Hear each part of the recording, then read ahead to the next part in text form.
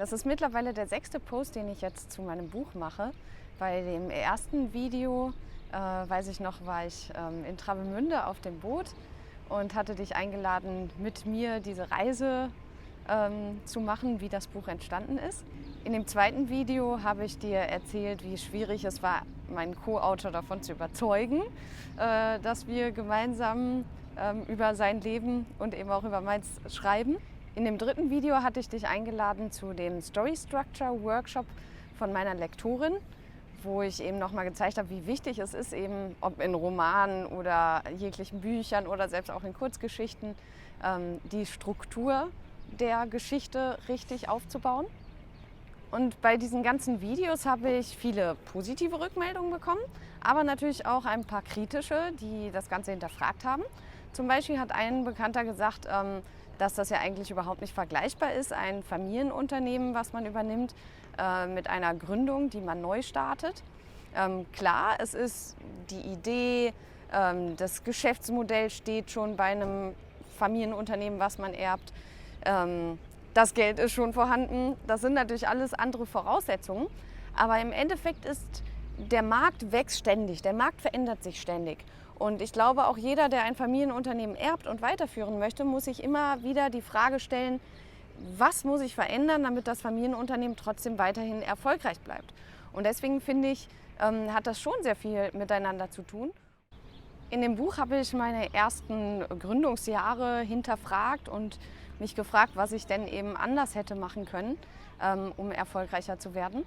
Und da habe ich eben auch gefragt, warum mache ich mich überhaupt selbstständig? Darum geht es ja auch in dem Buch. Was ist eigentlich der Grund? Was ist der Sinn des Arbeitens? Und auch, sage ich mal, was will ich eigentlich in meinem Leben erreichen? Darum geht es ja auch in dem Buch. Und außerdem hat der Bekannte auch gefragt, was hat die Story über das Entstehen des Buches eigentlich überhaupt mit dem Buchinhalt zu tun?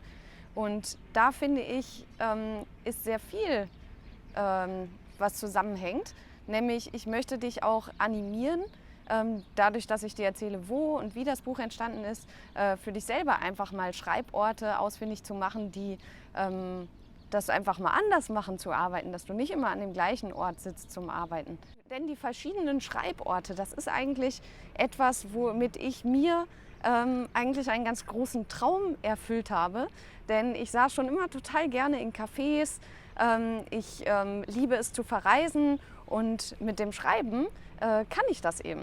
Und deswegen ist das, wenn ich dich mitnehme auf die Reise, wie das Buch entstanden ist es irgendwie auch, dass ich dich mitnehme in die Welt, wie ich mir den Traumjob eigentlich vorstelle, was ich eigentlich auch eben erreichen möchte mit der Gründung. Dass eben nicht nur ich Spaß am Arbeiten habe, sondern dass auch andere Menschen genau die Orte finden, wo sie ihre Talente umsetzen können. Denn ich glaube, so wirklich erfolgreich kannst du in deinem Job dann sein, wenn er dir wirklich Spaß macht, wenn er dich mit Sinn erfüllt. Und wenn es einfach an den Orten stattfindet, wo du wirklich gerne bist. Und deswegen jetzt einfach mal die Frage, was brauchst du, damit dir dein Job wirklich Spaß macht und dass du wirklich das Gefühl hast, du hast das Richtige gefunden für dein Berufsleben? Ich freue mich auf deine Antworten.